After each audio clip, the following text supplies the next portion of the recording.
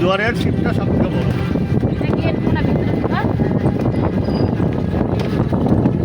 হরিদ্বারে যে গঙ্গার উপরে যে শিবটা দাঁড়া আছে সেটা সব থেকে বড়।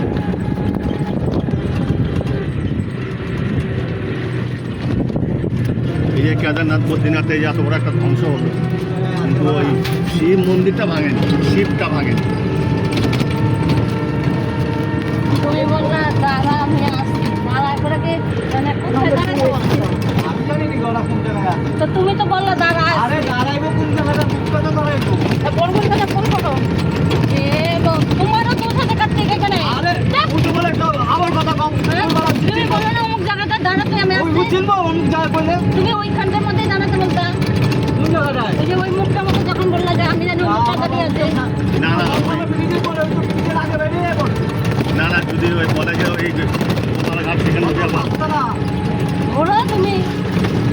আরে না, ওই তুই যে ঘাটে যাওয়ার কথা বলছিস সেই ঘাটে দিয়ে চল।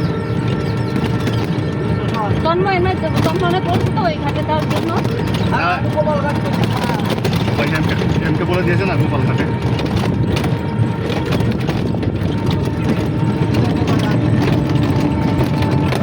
দিনে কাজে আসলে এরকমই কেস হয়েছে। ওই গান লাগে সেই গান ওইখানটা। এই যে সুধা। কোনটা? এটা?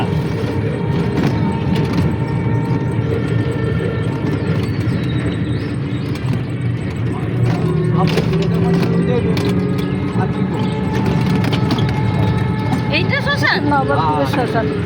এইগুলো সব ভিড় থাকে, কই ভিড় কোথায়? এ মা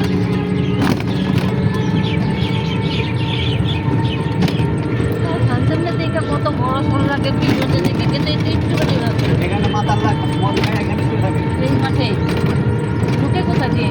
রাস্তা কেন ওই যে হ্যাঁ ওই যে হ্যাঁ হ্যাঁ।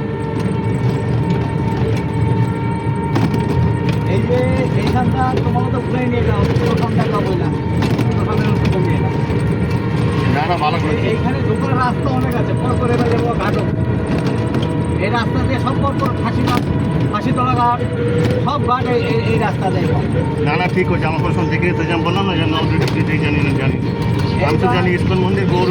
এই দেখো এই রোড করবো সব পর পর। যার সময় শ্মশানের ভিতরতে যাবা, হ্যাঁ যার সময় শ্মশানের ভিতরতে যাবা। আচ্ছা শ্মশান আবার কোনো দিন ওই যে পিছে